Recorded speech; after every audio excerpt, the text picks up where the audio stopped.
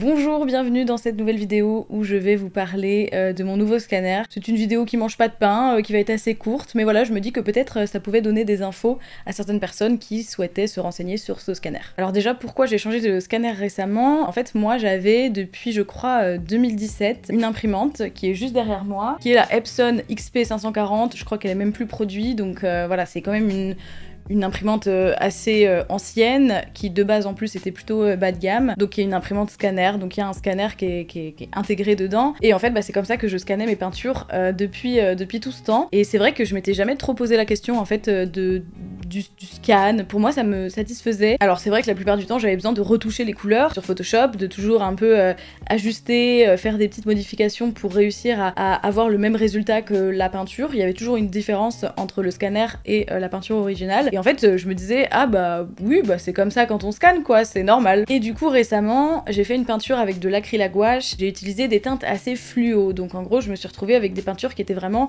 voilà, avec des roses, des roses, des rouges assez pétants, assez vifs. Quand j'ai voulu scanner, du coup je me suis rendu compte que là pour le coup je perdais quasiment toutes les couleurs, le scan était vraiment inexploitable, absolument impossible de réussir à récupérer les couleurs avec Photoshop. J'avoue que j'étais très frustrée parce que j'aimais bien cette peinture et que bah voilà, c'était frustrant de pas réussir à avoir les bonnes couleurs. Et donc c'est là que j'ai commencé quand même à me dire qu'il y avait peut-être un petit problème avec mon scanner et que c'était peut-être pas normal que il y ait certaines couleurs comme ça qui ne passent pas du tout et que peut-être il y avait mieux à avoir en termes de scanner. Donc j'ai commencé à faire mes petites recherches sur internet. Effectivement j'ai découvert en fait le monde des scanners concrètement. Je suis tombée sur plein de références et notamment sur un article vraiment très utile que je vous mettrai dans la description qui m'a beaucoup aidé à faire mon choix. Parce que voilà, moi j'ai choisi un scanner quand même de très bonne qualité et surtout qui était, j'avais l'impression, le plus plébiscité dans le monde de l'art et qui du coup coûte quand même son prix, il faut avoir le budget. Évidemment il y a des options beaucoup plus abordables, voilà, il y a plein d'options qui sont quand même disponibles. Donc mon choix s'est porté sur le Epson V600, donc c'est le scanner dont je vais vous parler aujourd'hui. Il n'y a pas non plus 1000 choses à dire, mais c'est juste que bah, voilà, je me suis dit que faire une vidéo là-dessus, ça pouvait peut-être aider des gens qui me suivent à faire leur choix. Alors aujourd'hui j'ai 3 gouaches à scanner que j'ai faites hier. On va faire ça ensemble, mais avant toute chose, je voudrais quand même vous faire comprendre à quel point ce scanner est quand même... Alors, lui ou d'autres au final, parce que j'ai porté mon choix sur lui, mais en vrai, d'autres, je pense, auraient pu avoir le même résultat. Mais en tout cas, à quel point ce scanner est quand même... c'est tout un autre monde par rapport à mon ancien scanner. Ici, j'ai une gouache que j'ai faite il y a un moment. Alors, à la vidéo, les couleurs, c'est pas très probant. Hop. Voilà, là on est mieux. Bon, vous voyez que c'est quand même assez... les roses sont quand même assez fluo. Pour bien vous montrer la différence, je vais scanner cette gouache avec mon ancien scanner et avec le nouveau. Je vous ai même pas montré la bestiole, mais voici le scanner, voici le Epson V600. Alors, c'est un peu compliqué au niveau de la place pour moi parce que j'ai pas trop de place dans mon atelier. Ici, j'ai mon imprimante qui en fait, bah, j'en ai encore besoin, donc pour l'instant elle est là. Donc j'ai mis pour l'instant le scanner sur ma tour d'ordinateur. Regardez ce bazar. Comme il est en long, et ben écoutez... il passe plutôt pas mal ici, et voilà, comme ça je fais les scans directement là. Écoutez, on va dire que ça fait le job, c'est pas l'idéal, mais ça fait le job. Et sinon, ma foi, il est plutôt sympathique visuellement parlant. Et donc, hop, on l'ouvre comme ceci. Voilà, bon, ma foi, c'est un scanner quoi. On se retrouve sur mon PC, j'ai ouvert mon logiciel de scanner. Je vais lancer un aperçu et tout simplement vous allez voir directement le résultat. Pas terrible. Voilà, là on peut tout de suite voir que les roses sont pas du tout bien passées, ont pas du tout été bien scannées, on a perdu la totalité des roses et honnêtement vous pourrez peut-être vous dire ah mais je pense que sur Photoshop c'est rattrapable. Non, ça l'est vraiment pas du tout. Même les verts sont un peu ternes, les bleus aussi, le jaune ça va, le jaune en vrai ça va. Le principal problème c'est quand même bah, les roses là qui sont vraiment...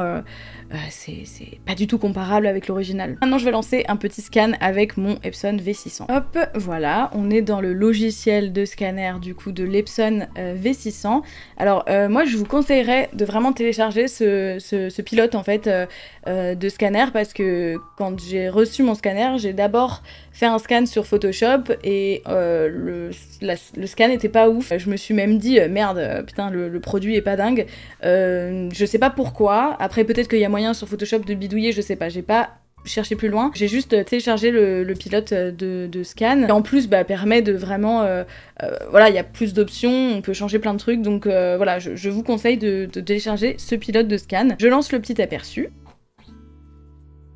Et voilà, Je pense que là, même si c'est à l'envers, c'est quand même tout de suite beaucoup plus parlant. Hein. Les couleurs, bah, c'est quasiment... Enfin, c'est même... franchement, c'est les couleurs de la peinture originale. Les roses sont là, les oranges sont là. Je sais pas, c'est quand même extrêmement parlant. Voilà, ça c'est juste le petit exemple que je voulais vous montrer en début de vidéo pour que vraiment vous compreniez pourquoi j'ai fait ce changement de scanner et à quel point j'étais choquée de... Et je me suis même dit, mais comment ça se fait que j'ai pas fait ça avant et que j'ai pas... eu ce cheminement de pensée avant. Après voilà, des couleurs fluo, c'est assez rare que j'en utilise, mais quand même, je pense qu'il y a des fois où je me suis un peu pris la tête pour récupérer mes couleurs, et avec ce scanner, j'aurais pas eu ce souci. Donc maintenant, je vais scanner les gouaches. Alors je vais peut-être pas scanner les 3 au final, parce que ça va peut-être un peu long et pas intéressant, je sais pas, je vais voir, mais en tout cas, je vais au moins en scanner une, et du coup, je vais vous montrer un peu plus comment je scanne mes gouaches avec ce scanner. Ok, donc on se retrouve sur mon petit logiciel de scan. Pour les réglages, moi je me mets en 600. Vous pouvez aller beaucoup plus haut comme on l'a vu. Ça peut être intéressant si vraiment vous avez des travaux très détaillés et que vous avez besoin d'imprimer en grand par exemple. Honnêtement, le 600 ça fait le taf. Je mets la qualité de numérisation élevée bien sûr. Le type d'image donc 48 bits. Vous voyez qu'on peut avoir moins. Moi je mets 48 parce que je pense que c'est le mieux. Type de document opaque. Source du document vitre du scanner évidemment. Après vous voyez on peut même avoir la gestion des couleurs. C'est quelque chose que j'ai même pas encore vraiment testé. Je pense que c'est pas forcément intéressant pour ce que je fais, mais ça peut être quand même voilà, c'est bien de le savoir. Ensuite moi je scanne en TIFF. Je ne conseillerais pas de scanner en JPEG parce que comme après moi je viens le travailler sur Procreate ou Photoshop, j'aime bien avoir un fichier TIFF, mais ça peut être aussi bitmap en vrai. Donc là je vais lancer mon petit aperçu. Voilà, donc là on est pas mal. Les couleurs, franchement, il n'y a rien à dire, hein. C'est vraiment ce que j'ai peint. Je pense que sur mon autre scanner, ça aurait pas été la même chose. Je pense que ça aurait été quand même, j'aurais pu récupérer des couleurs sur Photoshop parce que c'est pas non plus extrêmement fluo, mais je pense quand même que j'aurais perdu pas mal de nuances et j'aurais dû retravailler. Alors que là, en vrai, j'ai vraiment... j'ai pas besoin de retravailler les couleurs, hein, pour le coup...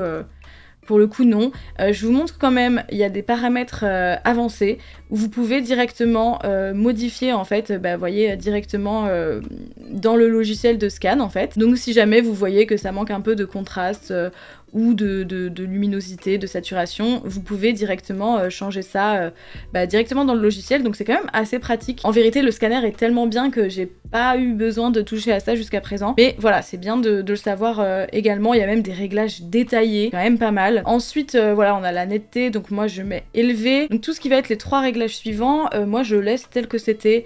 Je trouve pas qu'il y ait besoin de toucher à ça. Et donc le dépoussiérage, ça c'est important aussi, je mets faible, parce que sinon ça va en fait un peu lisser l'image et c'est pas du tout ce que j'ai envie. Un réglage qui est très important et que j'ai pas vu, j'ai regardé tes petites vidéos sur ce scanner et j'ai pas vu de mention de ce réglage alors que moi c'était essentiel. Après peut-être que moi c'était décoché de base et peut-être pas chez les autres, je sais pas, mais en tout cas, comme je fais la gouache, j'ai beaucoup voilà, on voit les coups de pinceau, on voit la texture de la peinture, il y a quand même, voilà, il y a une texture qui moi me semble très importante et que je veux absolument conserver. Et donc quand j'ai fait mes premiers tests de scan, j'avais un résultat qui me satisfaisait pas du tout parce que en fait justement on perdait toute cette texture, tout ce truc qui fait que c'est de la gouache quoi. C'était un peu lissé, un peu bizarre. J'ai mis du temps avant de trouver où est-ce qu'on pouvait changer ça. Et donc en fait c'est ici, je sais plus, voilà, c'est donc dans configuration, ensuite numériser. Il y a une petite case qui s'appelle affichage texture qui moi a été décochée. Et en fait c'était ça. C'est ça qui faisait que ça n'affichait pas la texture concrètement. Donc il faut bien penser à la cocher, en tout cas si vous avez envie justement de conserver cette texture là. Si vous n'avez pas envie, vous la décochez. En tout cas n'hésitez pas à faire des tests pour voir ce qui vous convient le mieux. Mais voilà, affichage texture, hyper intéressant. Et sinon après ma foi, très honnêtement, je pense qu'on est bon. Je peux lancer mon scan. Alors là oui, on pourrait recadrer directement. Hop, je pourrais faire comme ça, mais j'avoue que je préfère le faire après dans Photoshop. En tout cas, voilà, je scanne. Ok, donc voilà, mon scan se retrouve dans mon petit dossier avec tous les autres scans. Je vais maintenant l'ouvrir dans Photoshop.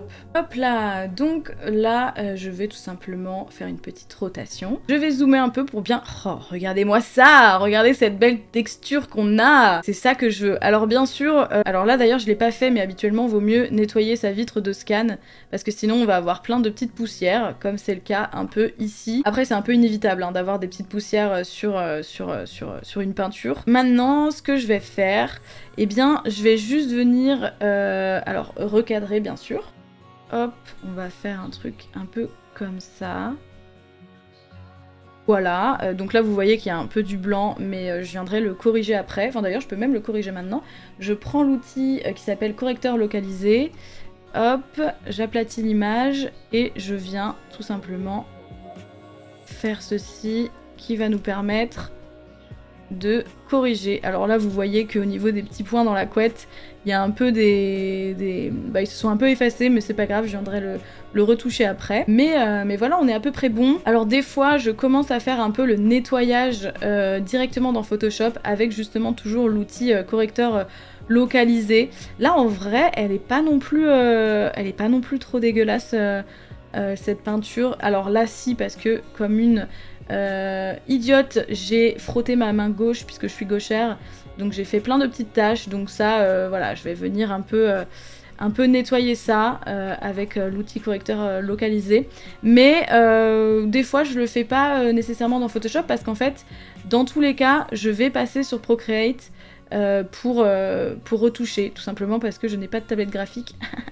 Donc je suis obligée de faire ça dans Procreate pour avoir plus de précision en fait. Mais voilà, ça c'est une étape que de toute façon je vous avais déjà montré dans une autre vidéo, dans même plusieurs vidéos en vérité, l'étape retouche sur Procreate ou Photoshop d'ailleurs, c'est un peu la même chose. Mais en tout cas voilà, le seul truc que je vais venir faire, c'est hop, je vais dans les niveaux et je remonte un peu les niveaux.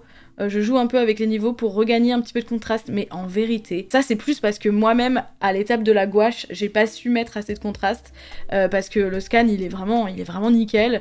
Et si on veut, si vraiment il y a des petites couleurs qui sont pas très bien passées, je vais dans correction sélective et je joue avec les couleurs, par exemple.